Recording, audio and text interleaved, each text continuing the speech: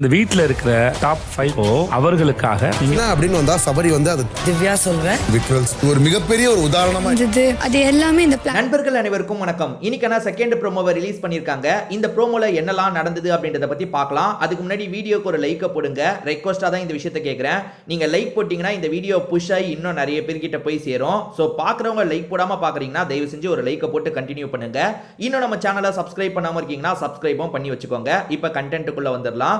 Vijay Sethupathi X contestant கிட்ட ஒரு விஷயத்தை கொடுக்குறாரு. அது என்னன்னா, இப்ப இருக்கிறது ஒரு 5 பேர் இருக்காங்கல்ல, இந்த 5 பேருக்காக நீங்க ஓட்டு கேட்க போறீங்கன்னா யாருக்காக ஓட்டு கேட்பீங்க, என்ன காரணத்தை சொல்லி ஓட்டு கேட்பீங்க, அதை சொல்லுங்க அப்படின்ற மாதிரி கேட்கிறாரு. அதாவது இப்ப 5 பேர் இருக்காங்க. சாண்ட்ரா வெளியே போறதா நியூஸ் வருது, ஆனா இன்னும் சாண்ட்ரா வெளியே போகல. அதனால 5 பேர்னு மீன் பண்ணி கேட்கிறாரு. இந்த 5 பேர்ல யாரு பெஸ்ட்னு நினைக்கிறீங்க, அவங்களுக்கு என்ன காரணத்தை சொல்லி ஓட்டு கேட்பீங்கன்றதை சொல்லுங்கன்னு கேட்டோன்னா ஒவ்வொருத்தரா சொல்ல ஆரம்பிக்கிறாங்க. அதுல திவாகர் அப்சரா இருக்காங்கல்ல, யாரை சொல்றாங்கன்னா சபரியை சொல்றாங்க. அதாவது சபரி தான் வந்து டைட்டில் வின் பண்ணோம், சபரிக்காக நாங்க பேச போறோம்ன்ற மாதிரி பேசுறாங்க. அதுல அப்சரா என்ன பாயிண்ட் எல்லாம் வச்சாங்க அப்படின்றத ப்ரோமோல நமக்கு காட்டலங்க. ஆனா திவாகர் என்ன பாயிண்ட் எல்லாம் வச்சாருன்றத ப்ரோமோல காட்டுறாங்க. அது என்னன்னா, சபரி கொஞ்சம் பொறுமையா இருக்காரு, எல்லா விஷயத்தையும் பொறுமையா அணுகுறாரு. அதே மாதிரி ஒரு பிரச்சனையில சபரி கிட்ட கொண்டு போனா ஓரளவுக்கு நடுநிலையா வந்து முடிவை சொல்லுவாருன்ற மாதிரி சொல்றாரு. அதாவது இவருக்கு திவாகருக்கு தனிப்பட்ட முறையில வந்து சபரி நிறைய இடத்துல நின்றுக்காரு, அதை மீன் பண்ணி சொல்றாருன்னு நினைக்கிறேன். ஏன்னா எந்த இஷ்யூ வந்தாலும் நீங்க நல்லா கவனிங்க, திவாகர் என்ன பண்ணுவாருன்னா வேகமா சபரி கிட்ட தான் போவாரு. இப்பெல்லாம் திவ்யா கிட்டயும் போறாரு, பட் அப்பெல்லாம் சபரி கிட்ட தான் போவாரு. சபரி நீயே கேளு சபரி, அவர் தான் சபரி முதல்ல ஆரம்பிச்சாருன்னு சபரி கிட்ட தான் நீதி கேட்டு போவாரு. என்னன்னு தெரியல, இப்ப சபரியை தான் சப்போர்ட் பண்ணணும்னு நினைக்கிறாரு. ஏன்னா கானா வினோத்துக்கு ஓட்டு போடாதீங்க, சபரிக்கு ஓட்டு போடுங்கன்ற மாதிரிலாம் கூட பேசி வச்சிருப்பாரு. ஸோ திவாகர் அப்சரா என்ன நினைக்கிறாங்கன்னா, சபரி வந்து டிசர்விங், இந்த டைட்டில் வின் பண்றதுக்கு டிசர்விங்னு முடிவு பண்றாங்க. ஸோ என்னை பொறுத்த வரைக்கும் சபரி நல்ல டைப்பு தாங்க, அதுலலாம் எனக்கு மாற்று கருத்தே கிடையாதுங்க. சபரி வந்து கரெக்டாக இருக்காரு. ஏன்னா வந்து தேவையில்லாமல் வார்த்தை வெளில ஒரு இடத்துல தான் தப்பு பண்ணாரு. அந்த பார்வதியை பிடிச்சி தள்ளி விட்டார் பார்த்தீங்களா, அது ரொம்ப ஒஸ்ட்டாக இருந்தது பார்க்க. அந்த இடத்துல தான் தப்பு பண்ணாரு. மற்றபடி சபரி தப்பு பண்ணாருன்னுலாம் நான் சொல்ல மாட்டேன். ஆனால் சபரி மொத்தத்துக்குமே கேம் விளாட்லங்க. அதாவது இந்த பிக் பாஸ்ல 100 நாளில் சபரி பண்ணதை யோசிச்சு பார்த்தா 2-3 சீன் கூட எனக்கு ஞாபகம் வர மாட்டேங்குது. அந்த பார்வதியை தள்ளி விட்டது தான் ஹைலைட்டாக எனக்கு ஞாபகம் வரதே தவிர வேற எதுவுமே இல்லை.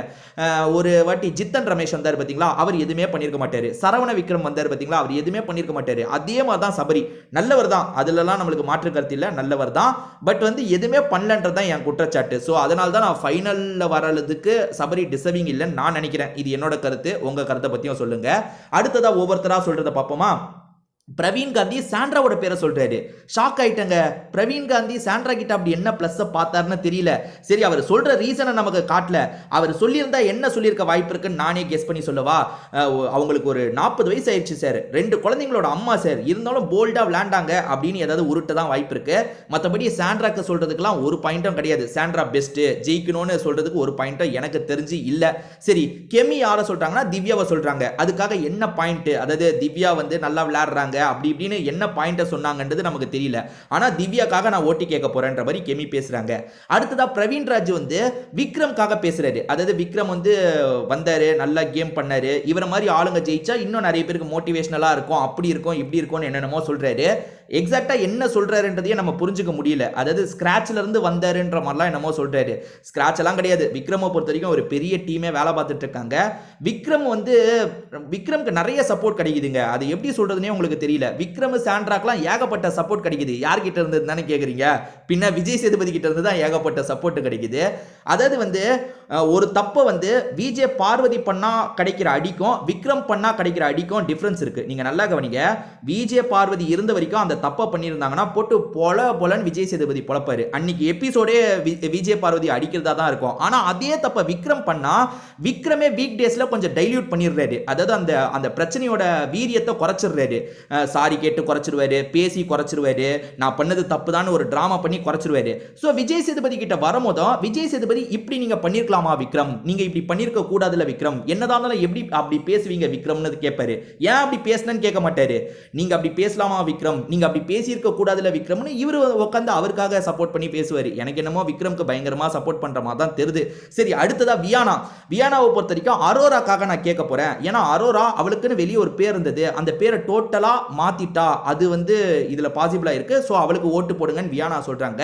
பட் என்னைக்கா இருந்தாலும் அரோரா அவங்களோட பேரை மாத்தினதா நான் ஏத்துக்க மாட்டேன். சொசைட்டிக்கு ரொம்ப ரொம்ப பேட் எக்ஸாம்பிள் தான் அரோரா. இந்த 399 ரூபா போட்டு சப்ஸ்கிரிப்ஷன் வாங்குற மெத்தடை அறிமுகப்படுத்தினது அரோரா தாங்க. அதுக்கு முன்னாடி கூட ஒன்லி ஃபேன்ன்ற மாதிரி அந்த இதெல்லாம் நிறைய இருக்க தான் செய்யுது. பட் வந்து அது நல்லா நிறைய பேர்கிட்ட பரவுறதுக்கு காரணம் அரோரா தான். ஏன்னா வந்து எல்லாருமே காசை கணக்கு போட்டாங்க. இந்த பொண்ணு கிட்ட 4000 பேர் மெம்பர்ஸா இருக்காங்க. ஒரு மெம்பர் கிட்ட 400 ரூபா வாங்கினா கூட இத்தனை லட்ச ரூபாய் இந்த பொண்ணு சம்பாதிக்குதுன்னு எல்லாருமே அதை பேசினாங்கல்ல.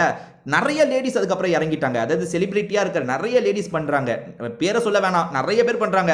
ஏன் இதுக்கு முன்னாடி பிக் பாஸ்ல வந்த தர்ஷா குப்தா பண்றாங்க, நிறைய பேர் பண்ணிட்டு இருக்காங்க. அதுக்கு ஆரம்ப புள்ளியே வந்து அரோரா தான். அதுல மாற்று கருத்தே இல்லைங்க. அரோரா அந்த இது வைரல் ஆனதுக்கு அப்புறம் தான் ஏகப்பட்ட பேர் நம்ம அப்படி பண்ணா என்ன நிறைய லேடிஸ் கெட்டு சீரழிஞ்சு போனதுக்கு ஆரம்ப புள்ளியா அரோரா தான். அதனால அதெல்லாம் அவங்க மாற்ற முடியாது. என்னமோ கேம் பயங்கரமா விளையாடி மாத்திட்டாங்கன்னு சொல்றாங்க. அதெல்லாம் என்னால ஏத்துக்க முடியல. இதை பத்தி உங்களுக்கு ஏதாவது கருத்து இருந்தா கமெண்ட்ல சொல்லுங்க. வேற ஒரு வீடியோல பார்க்கலாங்க.